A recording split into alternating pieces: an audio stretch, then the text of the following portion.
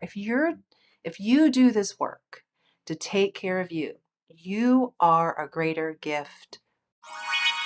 Step right up, folks. You're now entering It's a Circus, where parenting isn't always a show-stopping act, but it's certainly entertaining. I'm your host, Elsa, here to prove that no one really knows what they're doing, and that's perfectly fine. Let's have some real conversations, peel back the layers, and remind you that you're never alone in the madness. Let's get the show rolling. Oh my goodness! I literally cannot wait for you to listen to the conversation that I have with Kaye today. This is such a good one. This one, I was crying, I was laughing, I was feeling so inspired, and her story is truly incredible and so inspiring. So I know that you guys will love this too. Also, what's amazing is Kaye has a specific signature framework that she takes women through called the ICON method.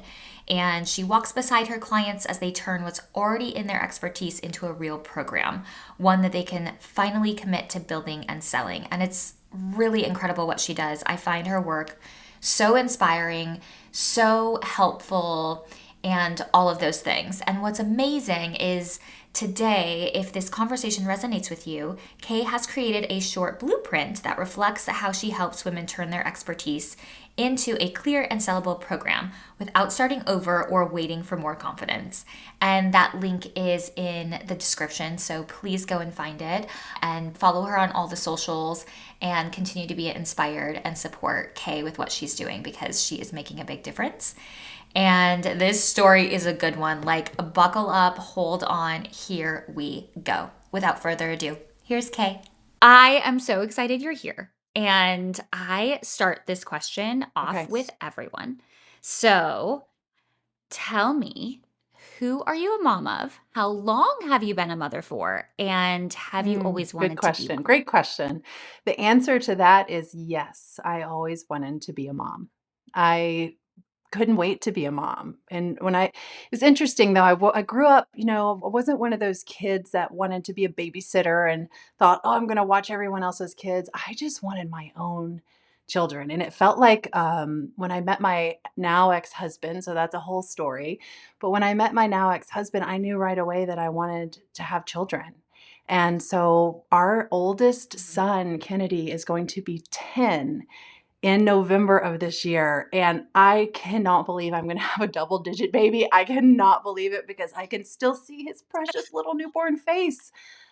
I can close my eyes, I can daydream about it, and it's like he was born yesterday and now he's going to be 10. And I know that in 10 years, I'm going to be saying the same thing when I say I have a 20-year-old, and I don't want to miss a beat. That right there will make me emotional today is thinking about that. So Kennedy, our oldest son, Kennedy, is going to be 10. Ah, Miles is our second son, and he is 7. And then Veda, my little Veda daughter, she is 4. She just turned 4 in August of this year. So she is the light of my life, and she is my third baby, but I had 4 pregnancies, so I did lose a baby in between Miles and Veda. And interestingly enough, Elsa, it was 1 year exactly to the date. So I got pregnant with Veda exactly 1 no way. year after I had gotten pregnant with the previous baby that passed. And her due date was exactly the same, but Veda decided to come on her own journey and she arrived 5 weeks early. So she just surprised us all so much. But I say that about her. She's her own journey. She has her own story. And she's like, no, I'm going to show you that. So I have 3 children. So I've been a mom for almost 10 years. Dang, girl, a Yeah. whole decade. That is Yeah. wild. Um, well, I am years, leaps and bounds behind you, but I love a conversation with somebody that's a little bit ahead because I love hearing the whole breadth of it. And 3 kiddos. Oh my gosh, literally doing it all. Um, talk to me about, I mean, motherhood, pregnancy, what was that like? What was this specifically like with the first one? Was this something planned or was this Actually, no, a surprise? Miles, oh, sorry, Kennedy was planned. Kennedy was planned. we wanted to get Mhm. pregnant. And I don't know what was going on in my energy field at that time, but I was in my 20s. I think I was 26 years old. I'm 38 now. 26 years old, and I was like, "Nope, I want to be a mom. I want to have a baby. I want to have this baby with you." And we had talked about getting married, but we said, let's be Mhm. wild. Let's have a baby first. And then Yeah, we'll why we'll get not? married, and then we'll have more children, and that's literally what we did. So we lived in Virginia at the Mhm. time. Now we're living in Florida. We lived in Virginia, and we got pregnant Mhm. with Kennedy literally, like, right away. It was, like, 2 months, and we were pregnant with Wow. Kennedy, and, so he was due that November of 2015, and my parents had already moved to Florida, and so we said, let's move to Florida. We don't want to raise our kids here. I didn't want to raise my kids that I grew up as a child. I will say I grew up with my grandparents 20 minutes away from me. And I thought, there is no way I Oh, am raising my children without my mom and my dad, who are like my best friends, right down the street. We need to be able to go over yeah. on a Sunday and Yeah. just hang out. And that's literally what we do now every Sunday Yeah. is we go over there. So that is still so special to us. But we moved to Florida. I was 7 months pregnant. I packed my car with my mom and our dog at the time, and we drove one day, we just drove down here, and, their dad drove the truck, and we moved to Florida. So I moved to Florida as a pregnant, very pregnant, first-time mom. I only knew work friends Yeah. from my mom's company. Mm. I didn't even have a friend here. I don't know what I was thinking. I didn't have a friend here. I only had my parents. I Yeah. was a new mom, and we had this baby 2 months later. So I was a mom for the first time in a brand new city, and I go, "Oh, no. What just happened?" Because it took me a couple years to even get the guts to go make a friend. And I just Yeah. familyed it.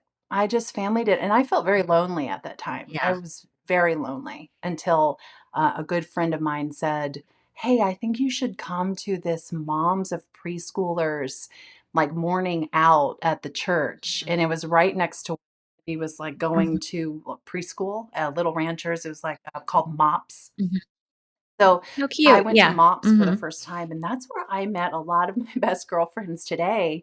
We were just all in there together. I Mhm. think by that time I was pregnant with Miles. They're like 2 years and 4 months apart. So married, Mhm. newly married, pregnant with Miles, went to MOPS and met some friends. And until that moment, I was like, I don't know who I am, and I don't have any friends here, and I don't know how to mom this life, but I'm figuring it out. And I was also working full time.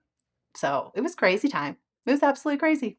Yeah, okay, and you know what? It is a crazy time, and I just wanna, like, highlight, hey, you're not in that Mhm. crazy time anymore. Yeah, It it passes, does. right? Yeah, I don't know. Somehow you figure it out. Elsa, you're running Yes. on some sort of Yeah. adrenaline that doesn't exist pre-kids, but Yeah. does exist after. And Yeah. you look back and go, I don't know how I did it, but I did it. And I did it with zero sleep and bumping into the walls, but I showed up anyway. And I wouldn't trade it for anything. Ugh, love it. Love it, and on repeat, because I think a lot of times when you are Mm. truly in the trenches, it feels like this is your new forever, and that can feel so heavy and weighted and, can bring up so many crazy things. So, again, okay, thank you. There's life on the Oh, other side. There is. there is, It's and wonderful. embrace it while you have it. You don't ever Ugh, have it again. Now that my daughter's 4, yeah, and I know right. I'm never gonna be a mom like a new mom again, that's it. Mhm. I say embrace it. Embrace the chaos, embrace the sleepless nights because you literally never get that back. I'm never gonna change a diaper again of my own children, you know? I'm never gonna potty train Right, another child unless it's a grandchild. Like, I'm never gonna do that again. And as crazy as it right, is, right. it's a gift. It's a gift. I loved all those Totally. stages. I looked forward to I don't know, I loved them all. It was Mm. such a blessing to me and my kids for me to be able to be home with them and go through the process. We just did it. We just did it. Ugh, okay, I love it. So, you were you working Yeah. full time? Yeah. Um, okay. So tell me about that because I think that can be also really challenging. Was it different per kid, the time that you Yes. took, or how So, did that okay. work for you? So Yeah. my job was unique for sure. It wasn't a corporate Mhm. position. I worked for a network Mhm. marketing company that my mom happened to own at the time. She's retired now, sold her shares Mhm. and is gone. But I grew up with that company. So when I was 12 years old, she started this company. And when I was in college, I decided to be a sales rep, like a distributor for that company. And I decided to sell the Mhm. products through my college career. And when I got out of college, I was doing that full time. So that's what I knew. To be fair with you, I think I pretty much just worked through my 20s, and that's probably why I craved being a mom because I actually was craving a little bit of settling. Like I kind of wanted to get a little grounded. Really? I think spiritually my like vessel needed that to like chill out a little bit and be home. Yeah. So I stopped traveling as Mhm. much. And when I had my son Kennedy, Mhm. but I still was the sole breadwinner of my family, which was a big undertaking. And because of the success that I had, I really felt like I had to keep that standard up, because I was working on social media. It Of was course, like yeah. keeping up with the Joneses. So I went through a Yep. little bit of an identity crisis, not as much because I was a mom, but because more I felt like I had to show up online still as that same person, and you're not the same person when you have kids. You're never going to be the person you were before kids again. You get to re-identify, Yeah. but I think that's where I felt the most Mhm. lost was who am I now? How do I show up now? And so Mm. as soon as we had Kennedy, I mean, he was 3 months old and I had a nanny. Granted, I was home and I was working, but I had a nanny and continued to have a nanny Mhm. until, Veda went to preschool. And when she started preschool, I didn't have a nanny anymore because I was working. So I was working from home, I was working from my computer, and I could take time off and be with him and be at every school function that I wanted to be at. But I do look back and go, "Gosh, I was under a tremendous amount of pressure," and it definitely bled through my Stress. marriage, the one that was failing eventually failed for sure. Yeah. Mhm. Yeah. Yeah. Wow. Okay. I want to unpack that a little bit because I think some of those feelings, and I think I shared this with you before. Yeah. Me too. Me too. Like literally really identified with work. And, I was a parent later in life. So there was like decades compounded with like what this career meant to me. And, one of the things that I have since now let this go, but I had a lot of guilt because with my first one, I was like, oh, well, I'm going to be the one person that doesn't change. Good Kid. luck. You know what I mean? I'm going to like anchor down and be like, I'm not going to Mhm. change. Like, I'm not going to be that person. And of course, it literally wrecks you. And I remember like in like you know, the last trimester, like week 34, like right before I'm leaving to go out on this leave, right? I'm waking up in the middle of the night, like crying my eyes out, being like trying to hold on to like I mean, I don't even know what to say I'm holding on to, but like trying to hold on to that. And then not being able to sleep or kind of reconcile like what was all happening and about to Yes. happen. So that is so real that like holding on to that, oh my gosh, let me, be the breadwinner, let me, bring it in, like this is what it's doing, in addition to let me soften, be a mother, like understand this like incredible opportunity I have and responsibility I have that is like postpartum to me. Yeah. Like that is like such a challenging Yeah, moment to like grasp. I remember something so basic. I was driving from Publix. I was driving from the grocery store home, and it was right before Mhm. Kennedy was born.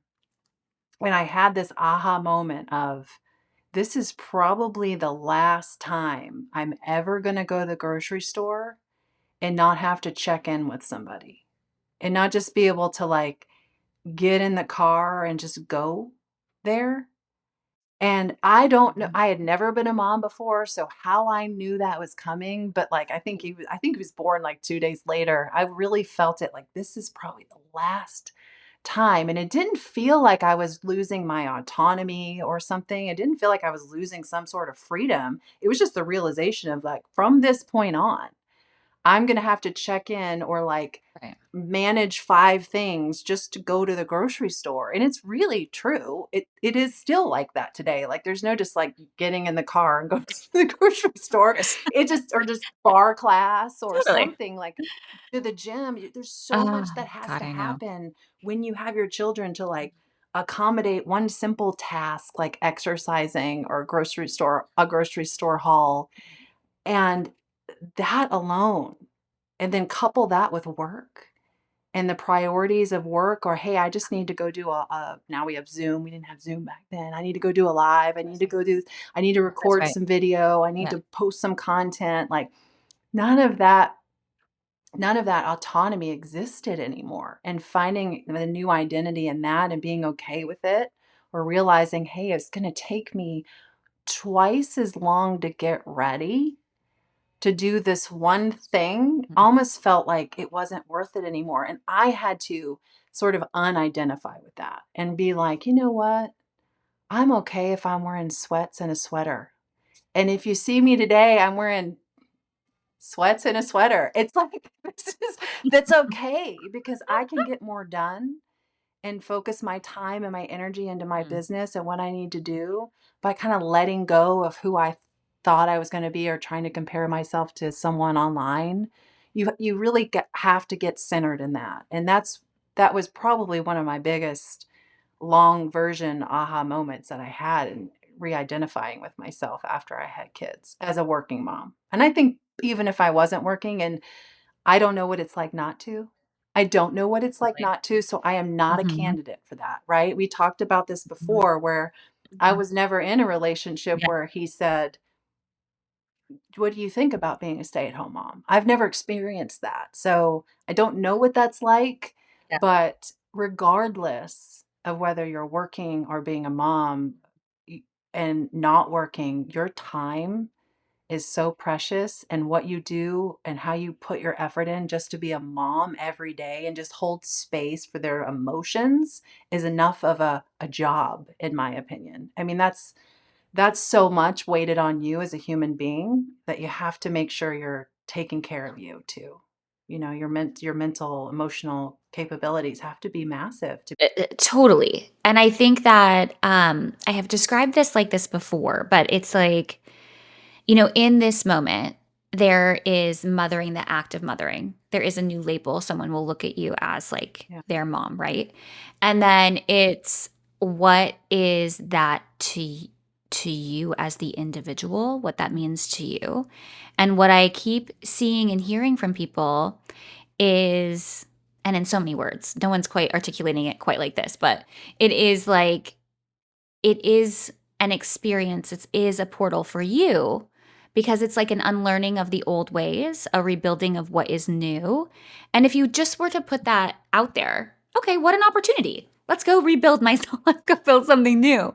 But when it's thrust upon you with these additional responsibilities, you're like, uh, hold on. Like, I used to control my life and now all of a sudden I'm not quite there. Like, not Mhm. sure about that.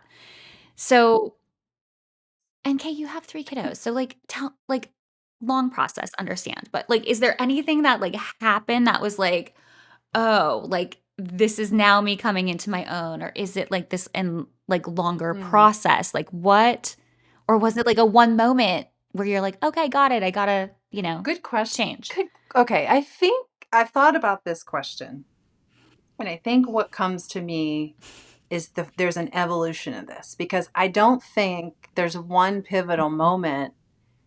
There's the becoming of the mom for the first time that I just Yeah, and realizing that I felt a right. little, like, lonely, and I needed to re-identify, and finding Mhm. friends that identified with being a mom too really helped that were going through the same thing. I did find comfort in that. Yeah.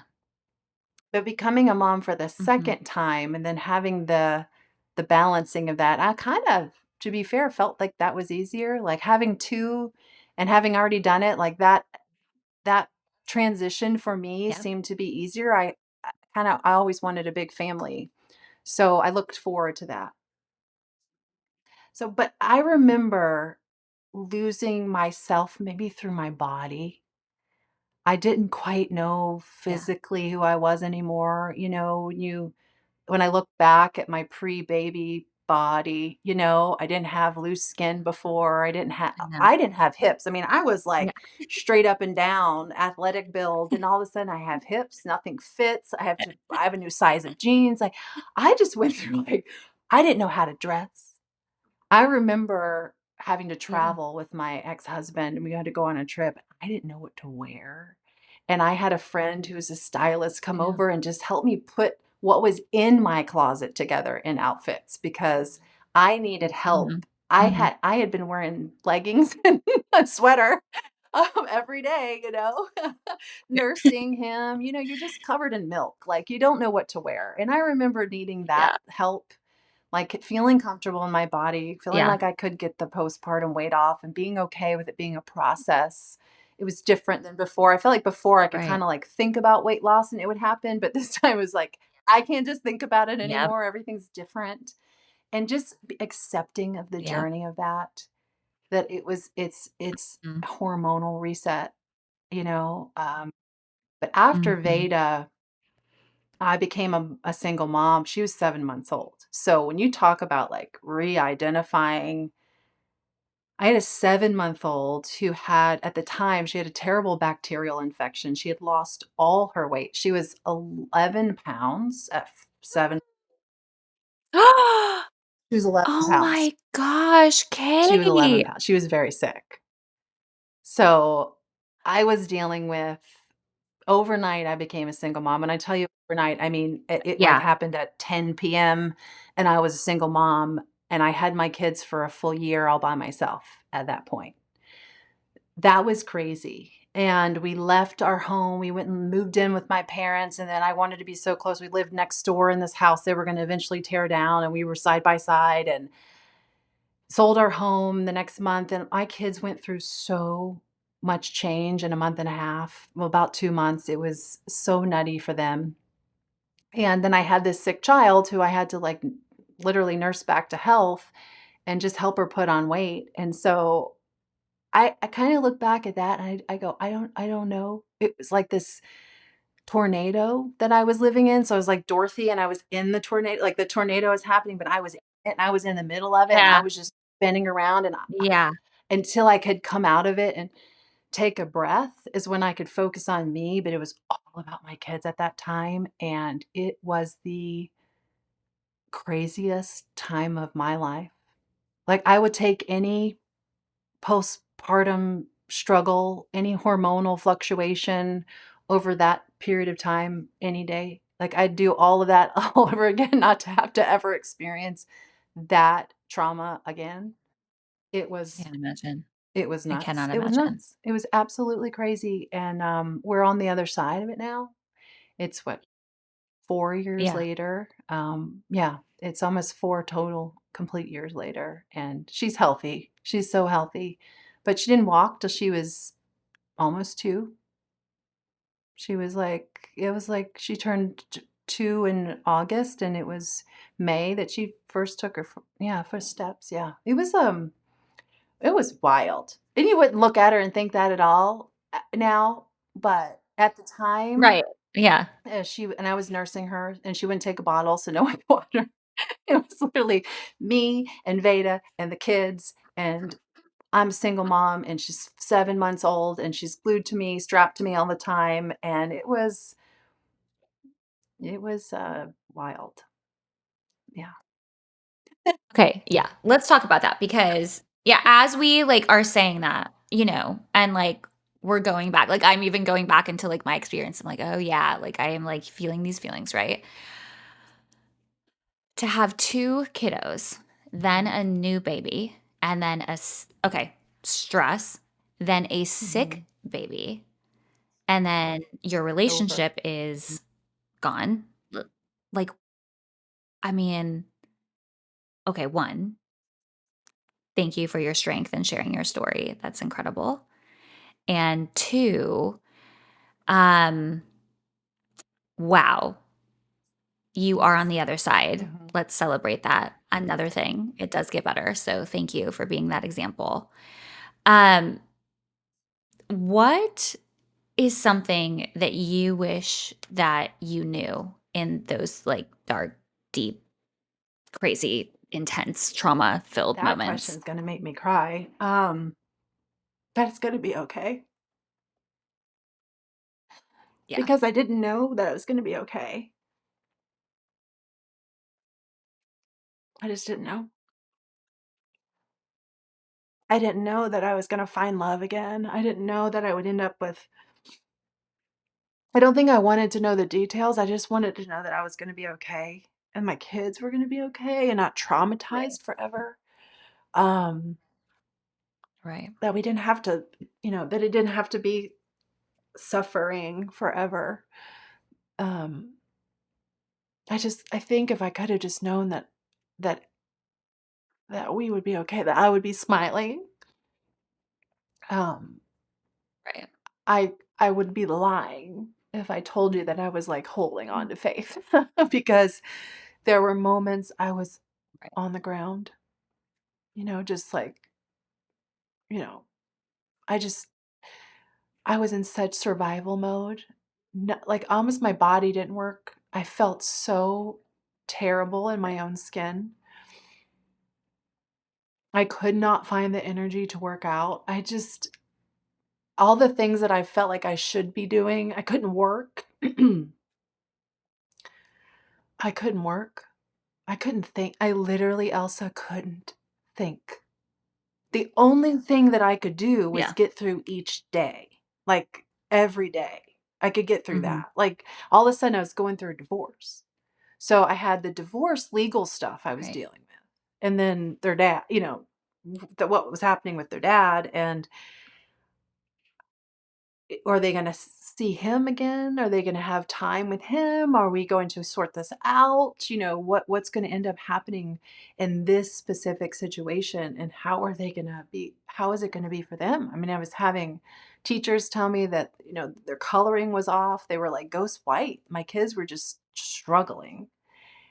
And if I could just know, like, without a doubt that we were gonna be okay, um, if I didn't have my parents, and I didn't have the therapy and the counseling. I had, like, I can't call her a therapist, but more of like a life coach, but so much deeper, like trauma Yeah. healing. I had her on a Right. retainer. I Right. talked to her every single day, sometimes multiple times a day, just to get through it. And, Wow. um, just because I Wow. had questions about my kids, I had questions about myself. And I just needed to talk to Of someone. I course. didn't really need any, like, therapy at some points. It's just that I needed someone to talk to. Mhm. Um, I didn't wanna date. I Mhm. didn't even wanna think about it. I couldn't believe that my vision for my family and what I was working towards, it felt so masculine, first of all. Like, I was working towards this vision for my family that overnight didn't exist anymore. So I couldn't think about work. What was my vision board now? What was my dream now? Everything I did was, like, lifestyle based. So I feel like that thought or feeling resonated for about a year, a full year, Yeah.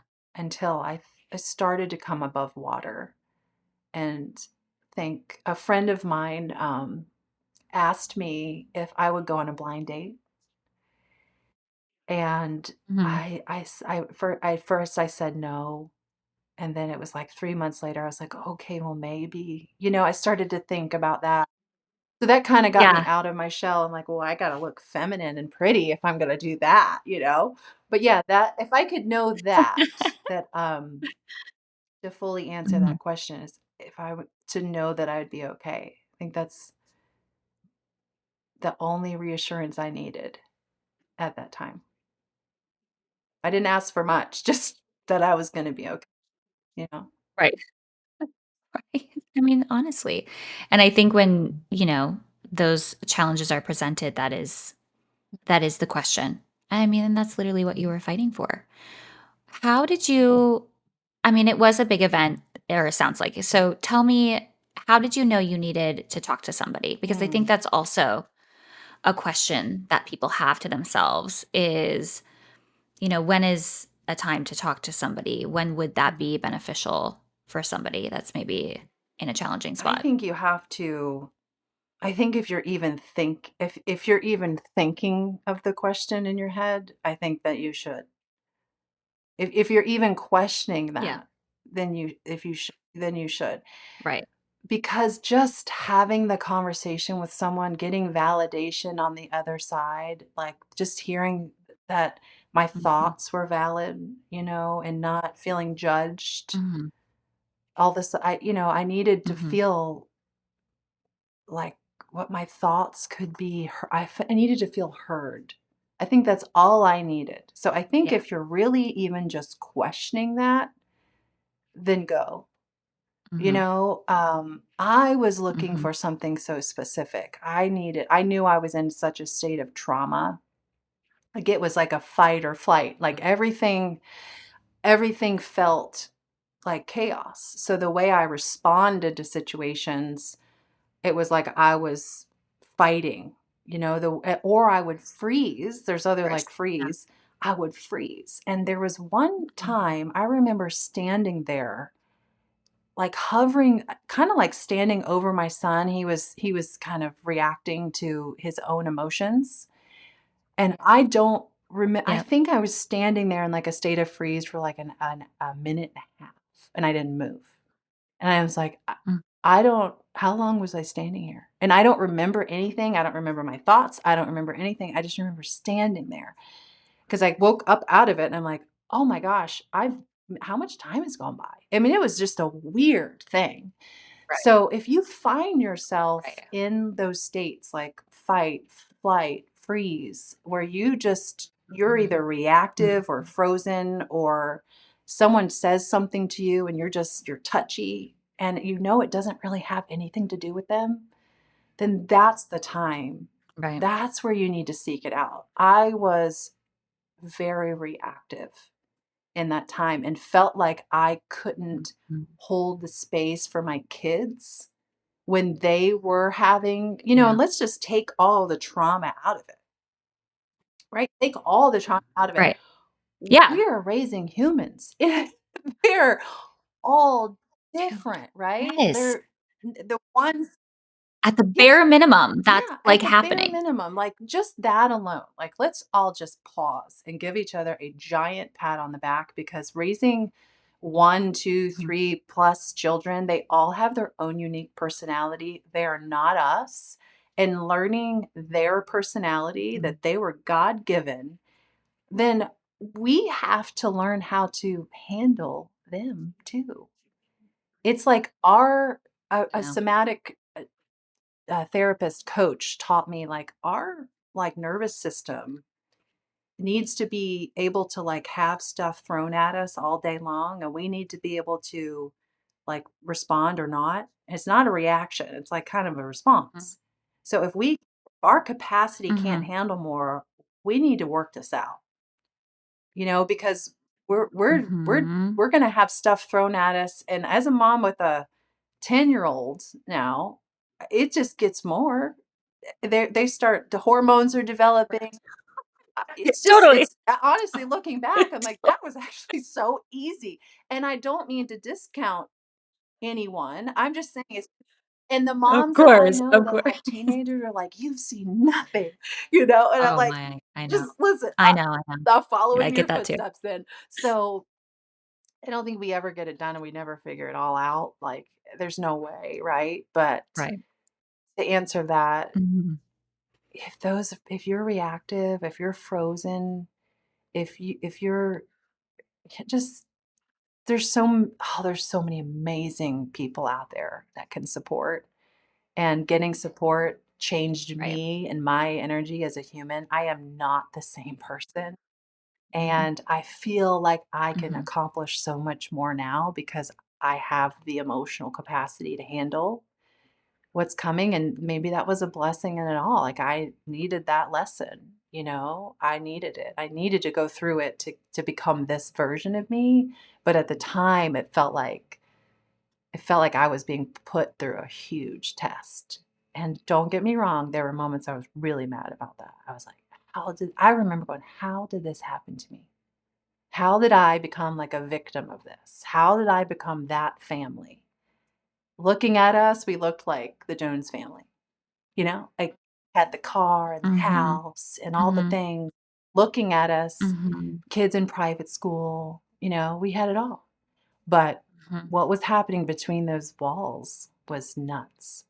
And I wouldn't wish it on anybody, but I had to face it. And for the safety and like energetic protection of my kids and what was they were exposed to, like I had to do something different. I had to get stronger for them.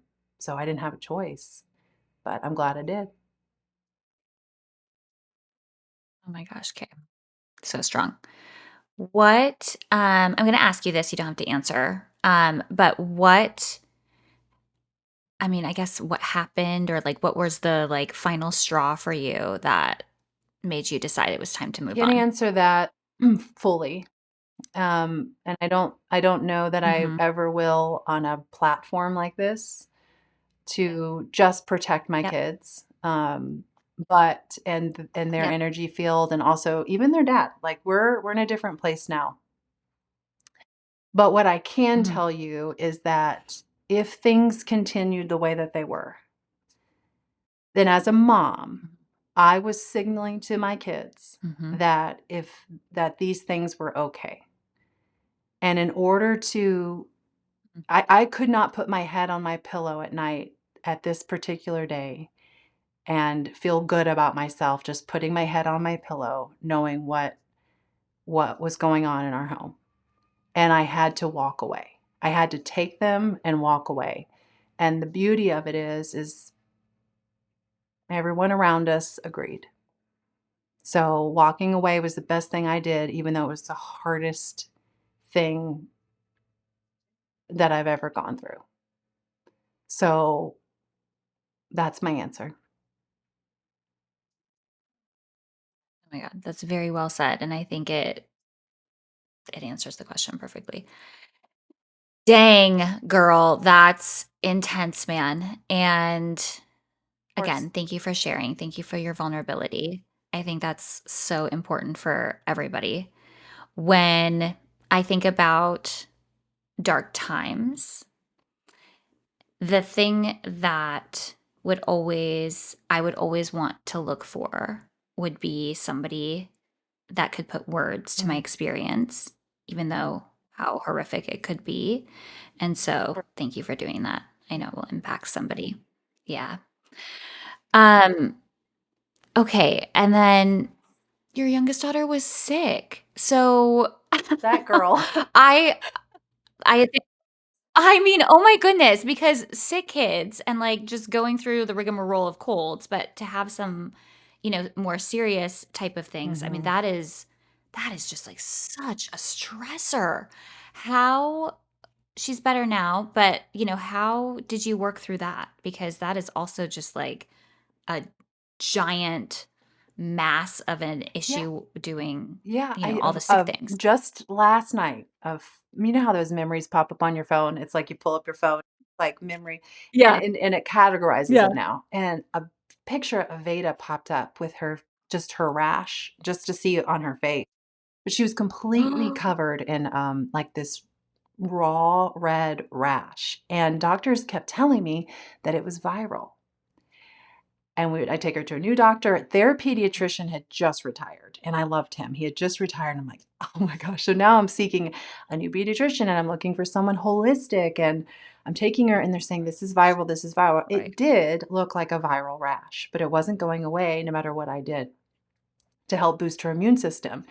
And so I finally took her to have her blood pricked and looked at under a microscope. And there was Mhm. bacteria all in her blood, like swimming fast. I mean, it was covered and it was so scary to see. So she had a bacterial infection that apparently came from like a live animal, something or another. So we had just gone, my ex-husband, and so their dad, they had just gone on a field trip and they had gone to where some live animals were. And that's the only timeline we could connect is this bacterial infection started, like, she had reactions the next day after they got back. And so looking back at the calendar, it showed us, like, this connection, and we realized she had just gotten a bacterial infection, but for whatever reason, her body and nobody else's responded to this.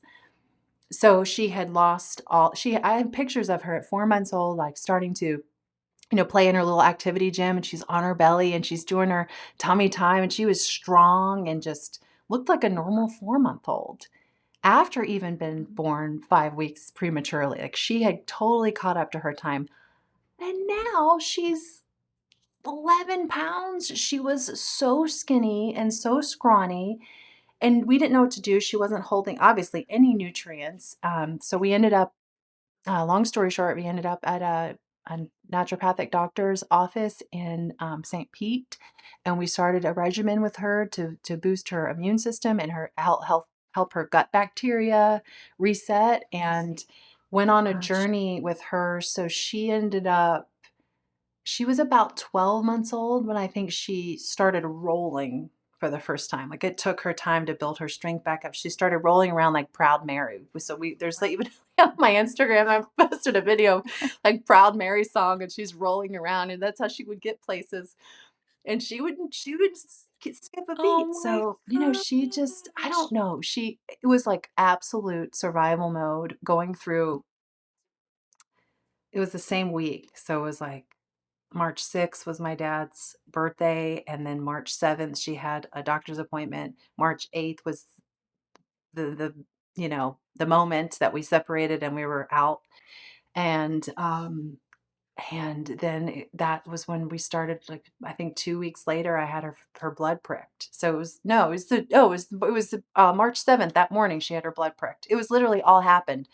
Then we ended up in the new Oh doctor's my office. So I don't gosh. know, I just went into, like, help me mode where I said, "This is the situation," and Right, right. we did it, and she went on I hate antibiotics. Oh, I can't stand them. Oh my gosh, but she had to go on one, and they are life-saving, and she went on an antibiotic for 2 weeks, that's it.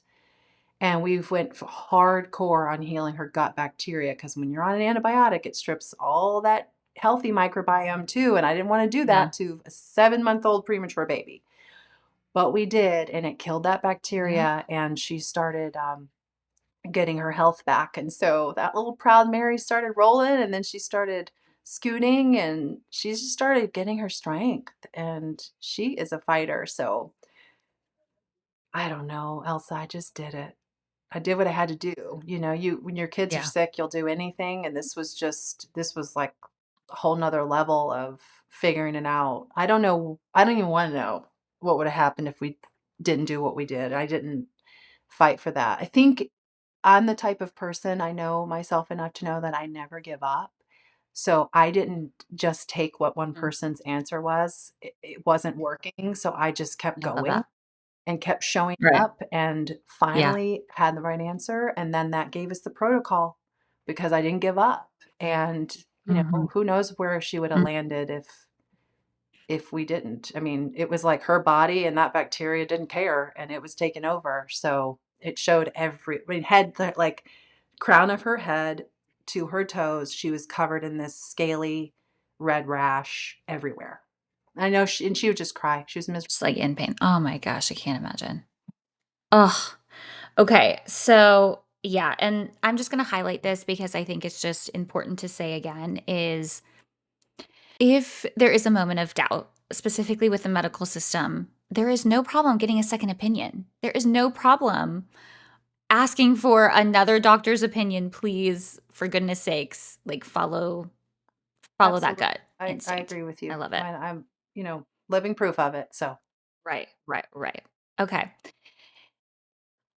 Okay. I already feel like we've done, like, 20 series of the the most intense history ever.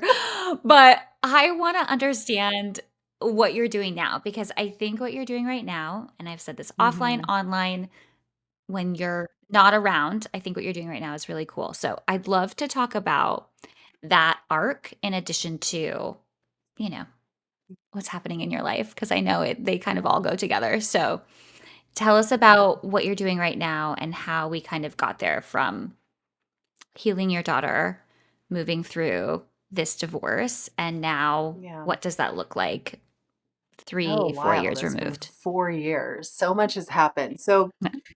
interestingly enough, at the same time, my mom decided that they just I feel like there was, like, this giant dartboard and people it was like darts were just Mhm. being thrown, and we were like, "Choo, choo," like, like Yeah. dart trying to duck, but they just like we kept getting hit. Well, my dad got really sick too around the same time. My dad was a football player and he had a full ride scholarship to play for the Richmond Spiders. He was exceptional at football. And his freshman year, he Mhm. blew his knee out. They tried to make him a kicker because it was his left knee and they tried to make him a kicker and he just wasn't a kicker. So he left his career in football and he ended up transferring and going to Virginia Tech and getting a business degree, which was fine, but he had staph infection then after that surgery and he was, like Mhm. 19 years old and here he is almost 70. And for Miles' entire life, so about 8 years, almost, yeah, about 8 years, my dad had been battling with a reoccurring staph infection. After a knee replacement, that No. knee eventually just there was nothing left, everything was bone on bone. He went in for a knee replacement, ended up getting staph infection. So my dad's had 20 surgeries since then and, hip replacements now because when you get knee replacements, sometimes it impacts other areas of your Oh. body. So my mom Yeah. had to take care of my dad. So suddenly she was this Oh, man. and this is also serendipitous, it's really unique, but my dad needed help physically. He had no knee. They had kept having to take the knee out, so he just had a spacer. So it was like imagine like kind of the shin to like the femur, just nothing in the middle of that. And so he had to keep his leg completely Yeah, that's straight, crazy. Thankfully, it was his left leg, so he would drive his Oh car, like, gosh. he's such a powerhouse. But my mom would take care of Of course. him and had built this company and was was responsible for, 24 countries this Mhm. company was in, and just so much success, but my dad needed help. And so my mom would send me to go do her talks. So the last this was like 2019, 2020. My mom would send me to do her Mhm. talks and this was right as I started noticing a change. Like I just don't think she can do this anymore. Like my dad needs her. So she decided to retire. Now this is 2020. So we all know what happened in 2020. So in 2020 we Yes. had COVID. I hate to even say the word, but we had COVID, so that changed business. Then we had COVID's like a curse word to me. Yep. Like I don't even want to talk about it. So then my mom retires and I realize I'm so attached to her vision for this company that not only am I now in Mhm. 2022 going through this wild divorce situation with 3 kids as single mom, but I didn't know who I was. So I went through an identity crisis, realizing I had been attached to her vision, kind of rightfully so. It's family business. Like I trusted her and she was gone. She retired, she sold her shares, she Mhm. was out. And I found myself leading to like what I felt so empty. And so I went on a journey of interestingly enough, the divorce was it was perfect timing for me to have an identity crisis because I was gonna have one anyway, and I really needed to figure this out, and it was I gonna continue on this journey or was I gonna, like, step into my power and create something with my name on it? And this whole situation forced me to do that. So, I I had some coaches that I hired, multiple ones, like, I had my life coach that I'm talking about, I had a gentleman um, that I went to high school with that has developed this unbelievable company and he helps you find your purpose. And we did a call together. I know. Well, And we did he love and it. his wife have Love it. this amazing company. And he did a call with me. And he's like, "All right, listen." He called me by my maiden name, which is Souter, because we went to high school together. "Listen, Souter, you need to get a notepad out." So I'm like, okay. And so I get a notepad out and he has me write all the things that I was grateful for. Now, this wasn't just like a gratitude list that company and that experience taught me because I was in such a place of sour. I was bitter. I I was bet. Yeah. angry. I didn't like Yeah. decisions that were made. I didn't like how they were handled. And became identifying with that too. So that was like in my energy field. And I was not creating anything new. Yeah. Nothing good was coming out of it. And I was holding Right. on to that. So he had me write a list and really go into detail of what I learned. And that list was so long. I still have it. I have a notebook of it. And I've kept it because it's a really good reminder of even my marriage. Like I did the same practice, like what I learned, who I became, what good came out of it, what bad came out of it, all of it. But Right. that helped me start the Yeah. process of re-identifying, kind of like cleared the clutter out of my head. And through that Yeah. Yeah. process, and that's just like a snapshot of it, but through that process, I realized I was really good at strategy. Like my mom would come to me Mm. for, "Hey, I have this idea for the company and I want to put it into Mhm. motion, but like this is my idea." And she would kind of Mhm. leave it at my footsteps, and I'd go, "Okay, this is how we're going to do it." And any of my friends would always come to me for Mhm. resources. Like I'm that connector, and they would call Mhm. me that. "You're the connector." And as I grew up, Mhm. my parents, Mhm. we've Mhm. gone through some therapy together. Like, "I'm sorry I put all that pressure on you." But they would tell me like I'm the glue that just keeps everyone together. I'm like the bridge. But I Mhm. realized that was also my Mhm. gift. And so through that process, I Mhm. realized I was really good at strategy. Like some people, I saw Alex Hermosi actually posted about this. Maybe it was yesterday. He said, Mhm. "You're one or the other. Like you're either great at ops, like you're great at Oh. ops and Mm. terrible at marketing, or you're great at marketing and terrible at ops." Mhm. On the back, Mhm. like, Mhm. figuring all that out on the back end and strategy and Mhm. how everything kinda, like, Mhm. pulls together for a brand is totally Mhm. my jam. And she was so good at the field and connecting with people. The Oh, vision yeah, and like, they would do yes, a whole yes, Ask yes. Pam The series, and ideas. she would be up there Yes. with the microphone, they'd be asking her questions, and she'd go off on all the mindset stuff, and it was just she had a wildly successful Ah. podcast, like, she had that gift. And I didn't mind being Mhm. sort of behind the scenes to help pull that all together. Mhm. I didn't need to be in the spotlight. In fact, to this day, if I'm out in like a social setting with people, I find my little corner with a few of my friends and we have great conversation and I walk away with great conversation. And I'm not in the center. I don't want to Yeah. be. So it was a we have such a good Mhm. synergy together and I realized that. So through that whole process, Yeah. I realized that and I decided I was scrolling Instagram. You know how we do. It was like late at night. My kids were in bed and I was like, we Yep. all do this. Yep. I kept seeing these moms that were killing it on social media selling digital products. I Mhm. had never considered this before, Mhm. like selling anything digital. I didn't Mhm. even understand it. I was so used to selling supplements and skincare. That's what I was used to selling. And Mhm. like, Right. fat burning Mhm. coffee and stuff like that, like actual tangible products. Okay. Love it. So selling a digital product Yeah. was like, how do you do that? So Right. I had enough watching and I started to inquire and like learn and I bought Mhm. this course from this girl that I knew from my previous company and I bought it from her and she's like, "Oh, it's got like Okay. Interesting. master resale rights." I'm like, "I don't know what that is." She's like, "Well, you can buy it and then you can keep reselling it for the same price. Like you get the rights to it when you buy it." And I was like, "Okay, so every time someone buys this from me, I'm going to profit 100% of $500." She's like, "Yeah." Mhm. Okay, like I could try that. I Mhm. could learn something maybe from this course. So I actually bought this course Mhm. and I hated it. I bought like 3 more master resale rights courses before I thought, "My audience is gonna hate this. Like, this is overwhelming, too Mm, stimulating. I'm lost in here. You're teaching me too much."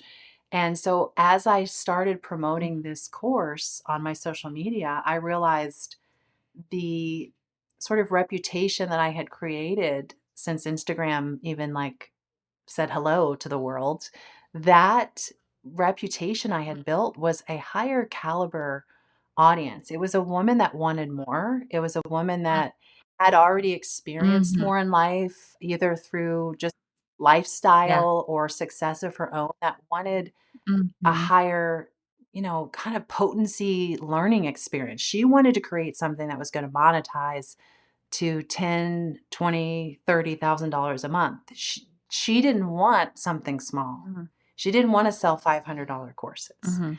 So I went out on a journey to Mhm. create a course and a program that I essentially just monetized myself first. I taught myself and I monetized it myself. Yeah.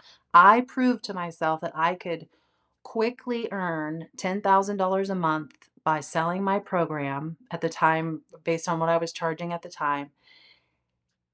And I won this course and I was getting ready to walk away from my previous company for good. They had gotten to a legal point where they said, "You can't do this anymore, where you sell digital products and keep your previous brand," because I had such a big reputation on that Instagram platform and I Uh, had people following me from that previous company.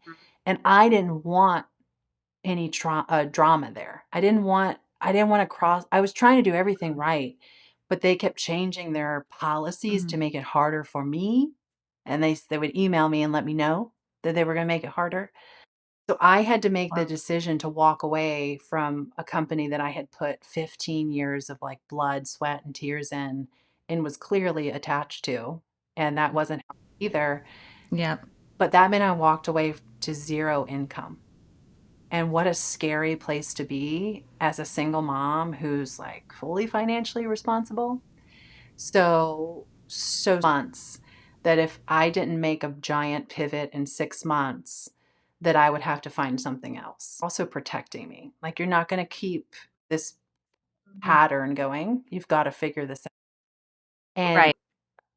I think looking back at my whole journey, had I not just stepped into my power and allowed my circumstances to power them, I wouldn't be who I am today. And I wouldn't take anything Mhm. back. Honestly, I wouldn't do it any different. I don't want to know it any different. It's our story, it's my kid's story.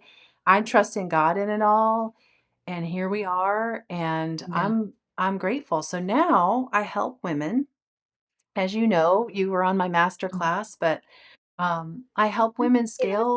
I help women build a course through their expertise and their wisdom. I want them to know that they can take whatever they're good at and package it into a premium program and sell it online because someone needs their experience. Women need their experience. Women and men Mhm. need their experience, but their experience is unique to Mhm. them. And once we capitalize on that and like hone in on what that unique experience is and package it into a premium program, we quickly realize how fast the algorithm, which is just people, responds to that and Yeah. wants what they have as long as they're coming from their place of their truth and their zone of genius. So I love helping them package that into a program, strategically aligning it so that we can put it online and sell it well. And that is my gift now. So that's where I am. I landed in this coaching place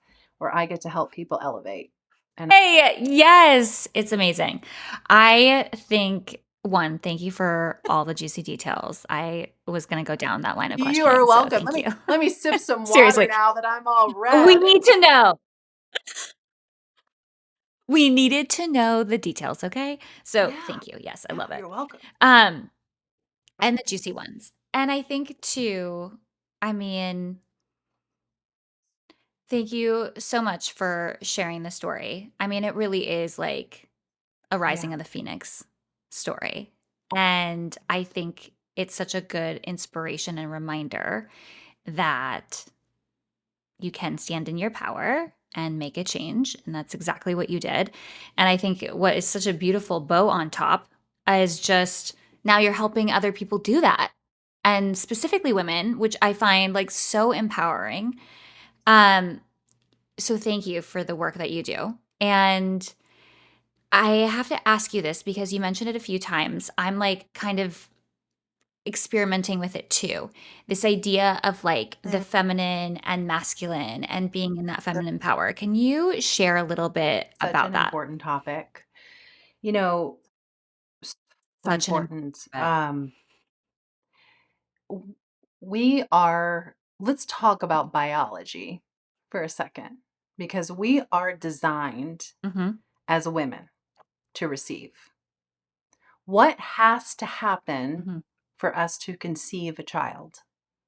We have to receive. Like, mhm, when I realized like mhm, God's design in that, I realized that is the root of all of this.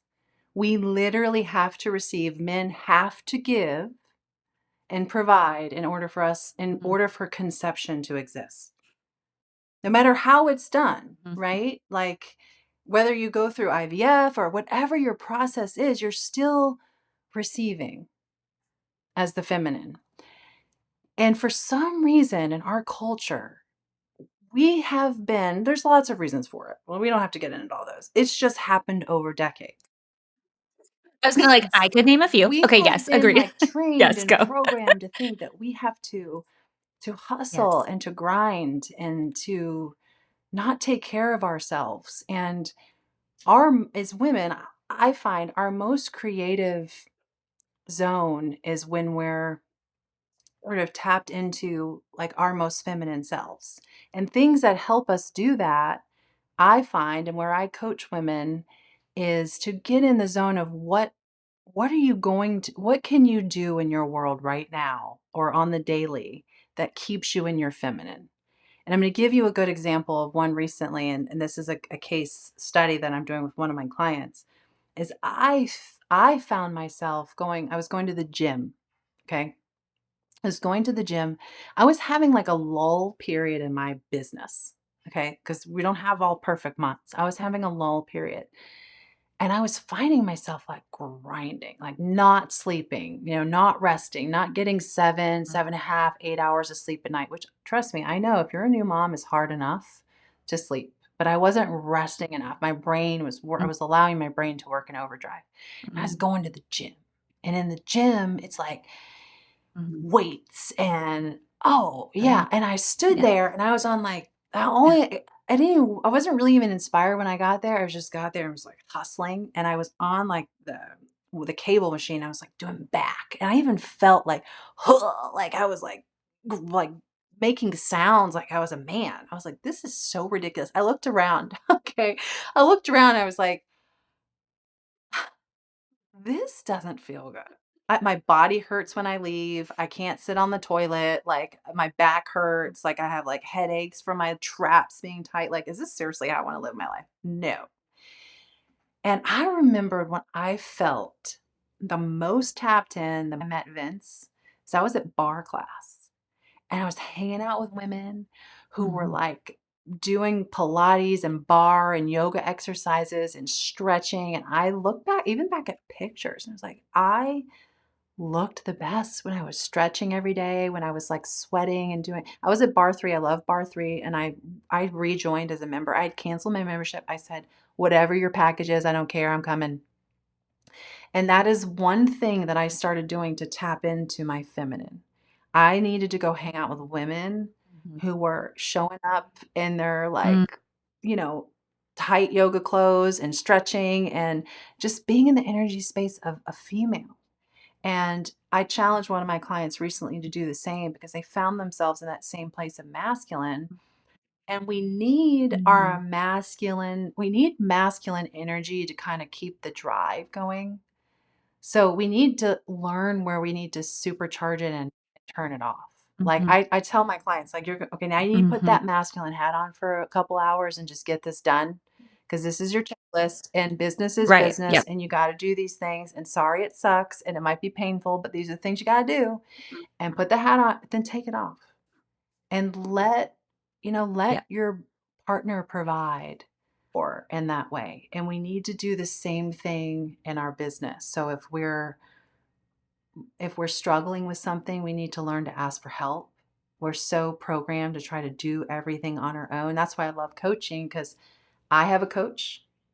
I have life coaches. I have coaches. I don't practice, I practice what I preach. So I don't hold that out.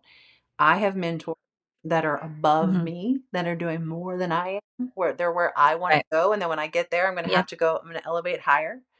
But I have coaches for Yep. that reason too, Yep. and I love coaching because these these are the important things. You need to have someone you can lean in on that's done what you've done and let them support you. So that's why therapy is important. I mean, going back to that question, that's why, Right. seeking Yep. community support as a mom, they say it takes a village for a reason because us Right. us all together helping each other is so important. So feminine is like that tapped in creative energy, and the masculine is what drives it and gets it done. And the Mhm. relationship can work the same Mhm. way is what I've learned, but to get there in relationship took me a while, you know. And I would I would say that was missing in my marriage. I felt like I was the masculine lead, Mhm. leading the finances, Mhm. working, doing all the errands and the kids and all the stuff, doing all of it.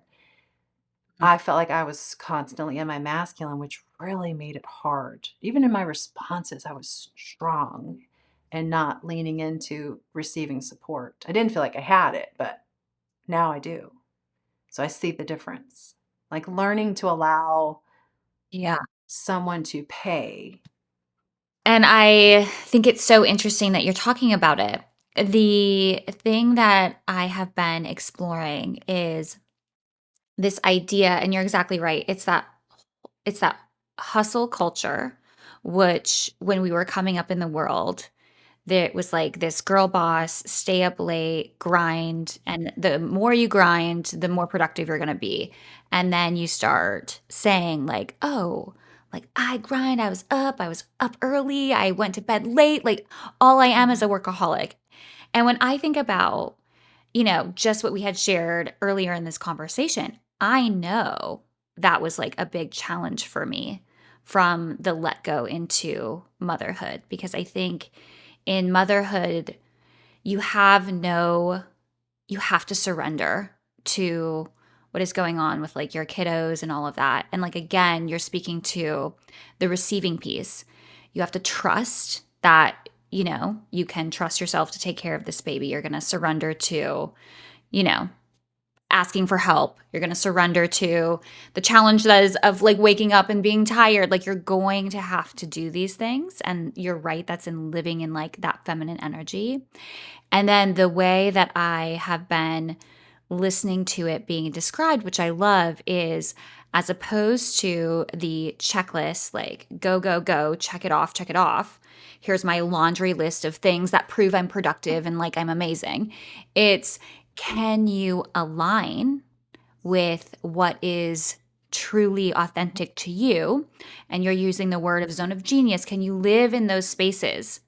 And then be so present and be so in your own vibe that things start to Yeah. come to you and that you are able to receive. So it's like align to receive and to be authentic, and then be aware, like take action, of course, be aware of like the synergies that start, Yeah. happening in front of you, leaning into those things, like trusting that you will be taken care of, you are taken care of. And I think when you have grown up in like the corporate world of like there is only one way to be applauded and you find success there. Like that's the other thing is you find wins there. You think that is the only way. And I think one of the things that motherhood has taught me is that being in the feminine, being aligned and present, looking for those opportunities, leaning into those opportunities, surrendering to maybe the control, and just finding that there is an outcome for you. And if it's not one that you envisioned, it's going to be a better one. 100%. You go through such a big shift when you have your kids anyway. And I think as Mhm. women, we need to give ourselves so much grace to redefine who we are and seek support and community and allow us to evolve into this new becoming. And it's not clearly an overnight process. Like here I am 10 years in. This isn't like I Right. launched a brand new company when Kennedy was one. Like we're talking like this happened later. And I continue to allow it to Right. Yeah. evolve. We can tell the difference between when we're in our heart and when we're in our head. When we're in our head, it's typically lack thoughts. It's not from a lack. They're, oh, I Totally. should do this because it might be faster. Or sometimes in the coaching world, it comes across as, oh, I should change this because this one person said this one thing. So I should change all my systems. No, no, no. Like you started this because this is your zone of genius. Let's get back to the center of it and let's keep talking to this one person and we got to keep going forward in this direction because we start talking Mhm. ourselves out of it. So, Yep. to really be a vessel in our own life, we've got to allow ourselves to get into alignment. And sometimes it just comes from rest. It come this whole week. So our kids, a good Mhm. example is our kids are on fall break and they're with their other parent. So we've had the whole Mhm. week off, no Mhm. kids. That's weird, by the way. Like it's Mhm. super weird, but we learned to find the Mhm. rhythm, Yeah, I bet. And there's a lot I Yeah. could have done. Like, I really could have said, "I'm gonna grind this week. I'm gonna get this, that, and the other done, and I'm gonna film Mhm. this." And I was honestly just Mhm. feeling like I needed to rest. And I listened to Mhm. that. And because of it, every night I've gotten what, 7.5 hours of sleep, if not more. I think this morning was 8. I've worked out every morning. I did not compromise my workout. That was so important. It's so important to me. And I've realized I've set a new sort of standard for myself that I wasn't sleeping enough. And because I wasn't sleeping enough, I was in my head more. I was thinking lack thoughts. I was almost having a little anxiety. Mhm. And I realized it was literally just because Mhm. I wasn't resting enough. And I feel like we've been put in this position that we have to show up and grind and show up and do and be. And we're not gonna do and be anything of our best if we're not rested, and we need to learn to honor what we need. And sometimes that comes in the form of, like, saying no. It comes in the form of just pulling back the curtain into what just feels really good to us Mhm. and just saying to our spouse or our partner, "This is Mhm. what I need to do this week." And another feminine thing that I would say that has really helped me in life and in business, primarily in business, is I work with my cycle, and I feel like that's a whole topic of itself. But Ooh. I one love aha this. moment I Mhm. had about the masculine and feminine, and this is kind of trending right now Mhm. too on social media, but the masculine has a 24-hour hormone cycle.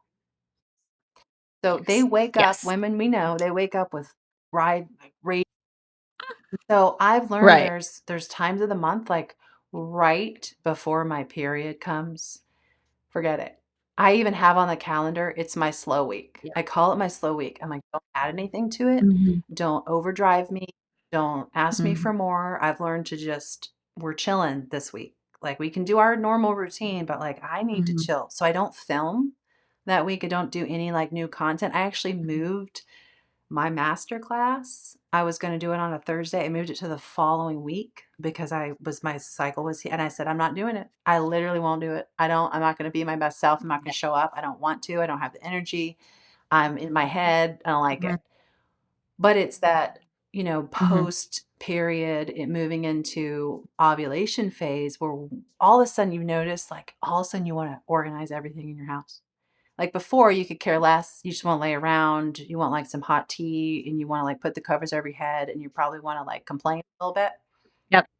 Right after Yeah. that, that you're like, "Oh, I want to organize the pantry and I want that and everything's clean. I'm like power cleaning my car. It's like you get Yep. this surge of energy. Well, that's when you want to create. So I've learned to honor that about myself. And that's when I'll do a master class or film my videos because I feel the most feminine. I feel the most supercharged. They've done studies. That's where women bring their red lipstick out and wear it out. Like if they're single, they're like, yeah, I'm feeling really good. Well, that's okay. Like we need to learn to tap into that. I don't work out right before I start my period. Like if I'm starting to just feel, I just don't work out. I might go for a long walk. So these are important things that the more attuned you are, is what you're saying. The more aligned you are, you start paying attention and realizing Yep.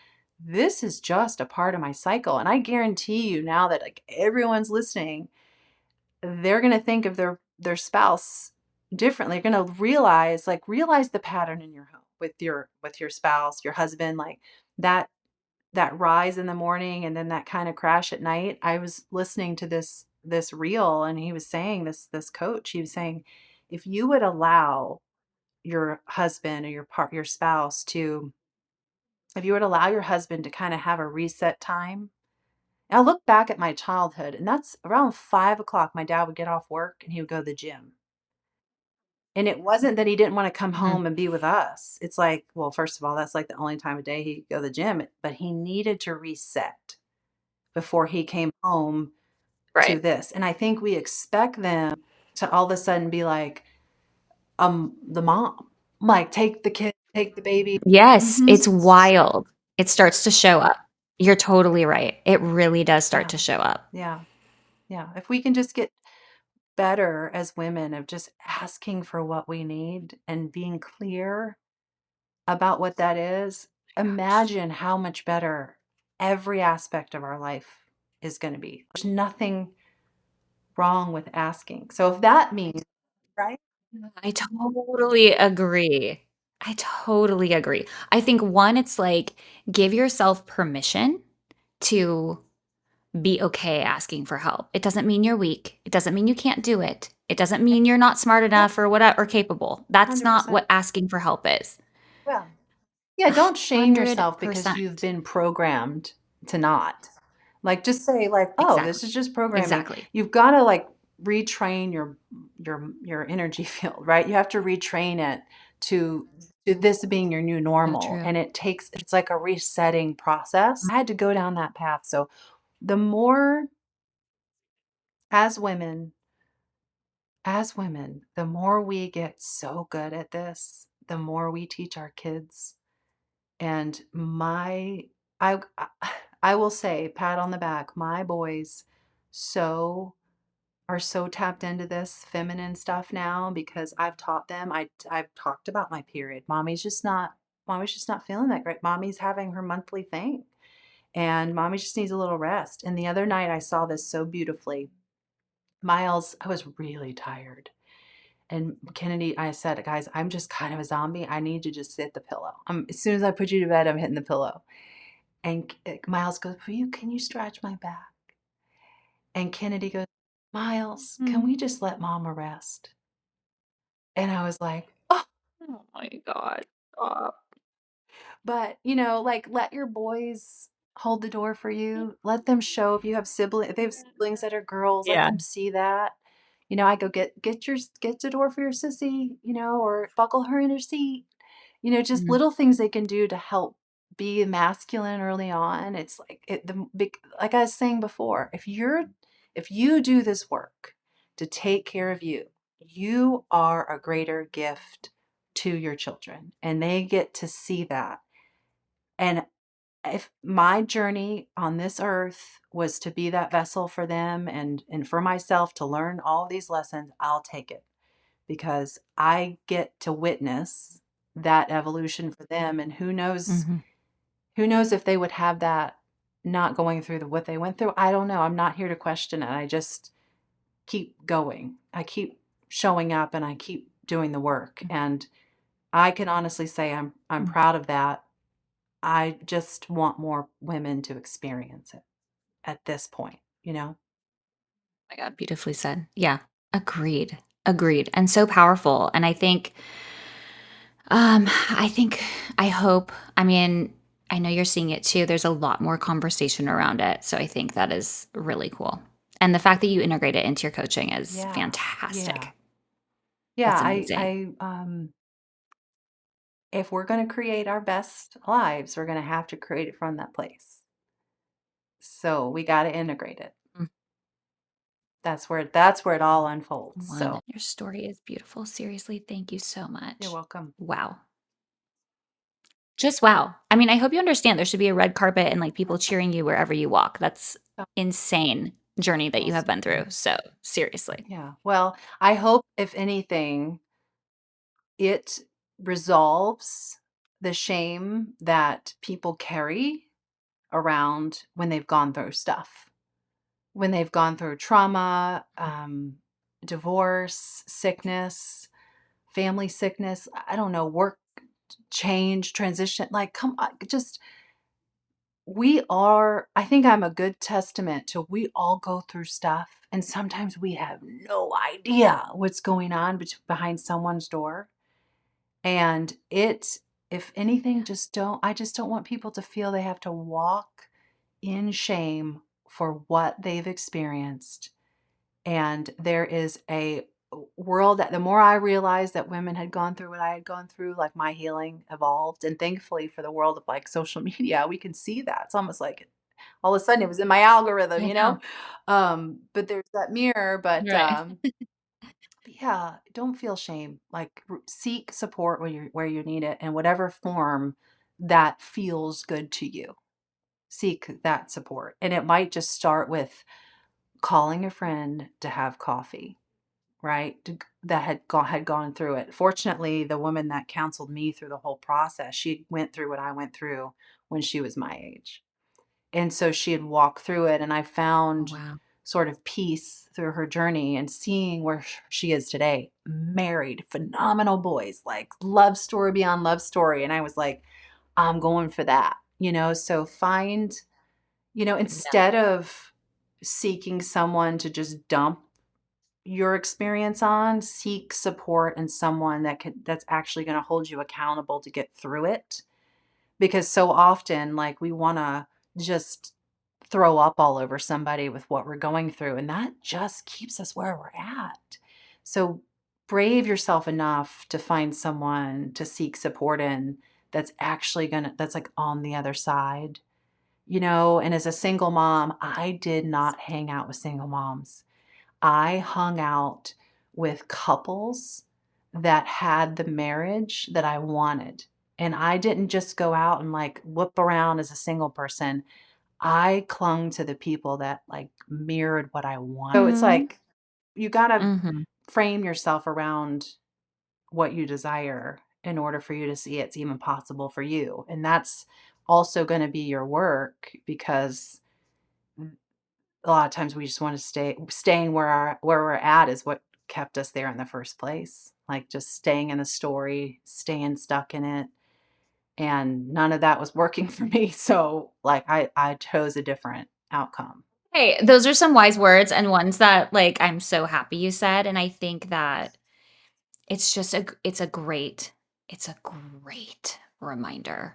It is a beautiful reminder, and you're a great example to say that, you know, you can be doing that. Well, thank you. I mean, look at you starting I love this it. podcast, doing your thing, like saying, "Hey, I'm not going to just be stuck as a new mom here. Like I'm going to do something different, but I'm going to follow my passion. I'm going to do what I'm called to do." And it's a process and an evolution, and I'm honored and excited to even be here to be in your space and what you're creating. And I think that alone is inspiring because women need to hear these stories.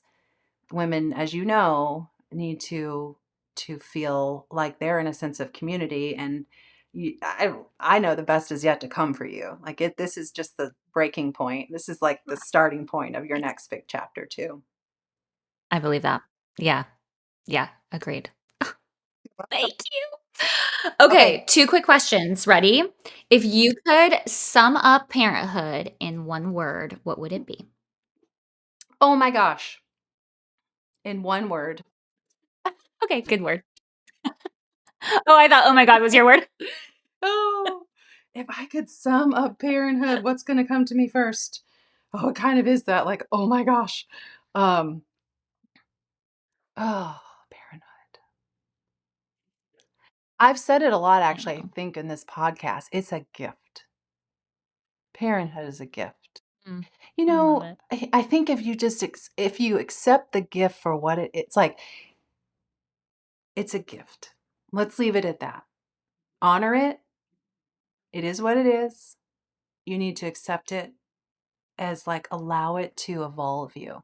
Like, it's a gift for you and for them. Like, just as much as they have to learn from you, you have to learn from them, and let your kids teach you. Like, there's a lesson for you in one or all of your children that was planted here for a purpose. And the more I realize that, I'm like, they are such a gift. And I know I'm a gift to them, but man, they're teaching me everything I feel like I'm talking about. I learned in a way through them because they're part of that experience too. So, Yeah. parenthood, Ugh, I love it and oh and my well gosh, said. it's a gift. Um, We need to-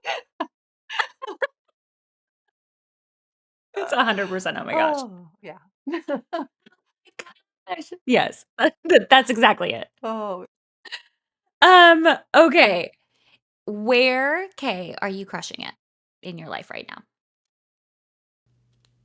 I have to pick one. Pick. Mhm. You can share several if you'd like.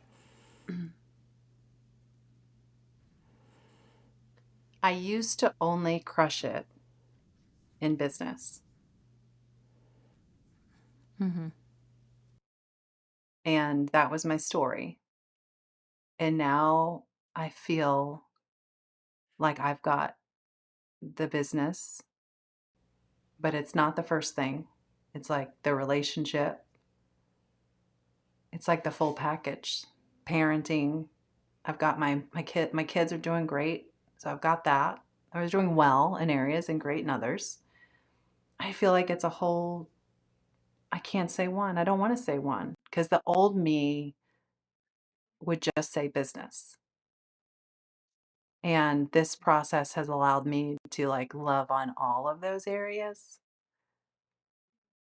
And now I can successfully say, like, it's all of them. It's like self-love. The self is great. The self-love is there. The business, the kids, like the parenting aspect, even though it's, oh my gosh, the relationship. So I feel like that's all I ever wanted was to know that I could have that full package. Like I didn't have that. And it went in stages. Like it had to be self-love in order for me to walk my kids through it. So, 100%.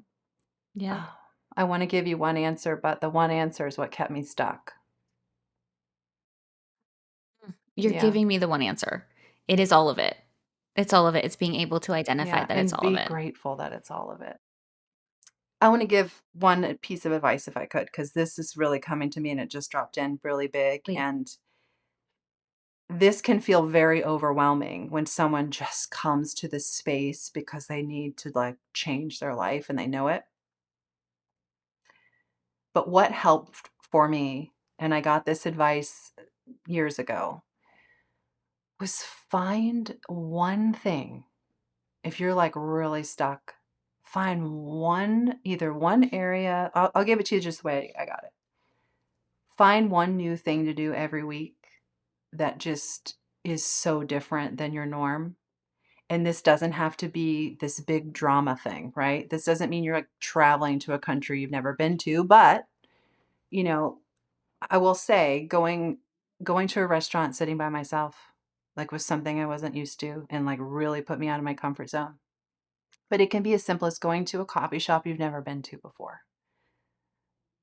Me going to bar class, like, getting out of that state going, calling a friend you haven't ever had coffee with, just go have coffee with her.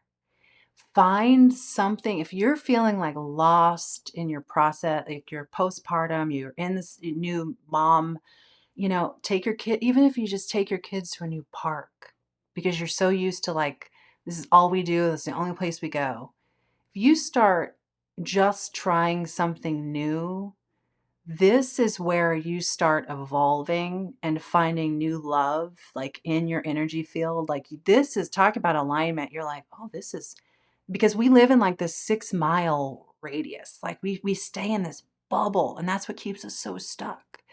So when I started doing this, everything in my life changed. And now when I start to feel that, because we go into old patterns, I start doing new things. And that's what channeled that like recent one with going to bar, getting out of the gym. Like I needed to try something. I needed to get back in my feminine. Love it. But that when you're just feeling like something really simple you can do, read a book you've never read.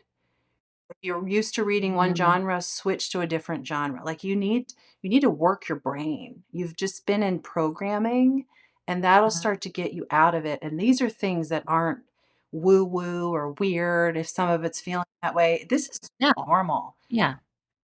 That one exercise and a piece of advice I got was life changing because I forced myself. Now we have Mhm. memories forever, but it Mhm. has allowed me to like seek new opportunity and let new opportunity come in. And I feel rich because of it. Like I feel like my life, I've had so Mhm. many unique life experiences because I did that one thing, and so many aha moments and a drive that is feels like worthy of creating new. So that one little task, maybe I'll, Oh my yeah. God, I love it. So wise, such good advice. Yes. Put it on repeat now. Oh gosh, that was good. That was fun. This has been just, oh, thank you. Thanks for listening to It's a Circus. If today's episode made you feel a little less alone, share it with a friend who might need it too. We are building something amazing at the Turner Brothers Circus, an entire space designed for parents to find connection, laughter, and support. I'd love for you to be a part of it. Remember, you're doing better than you think. Stay grounded, stay real, and embrace that beautiful mess. And as always, the show must go on. Until next time.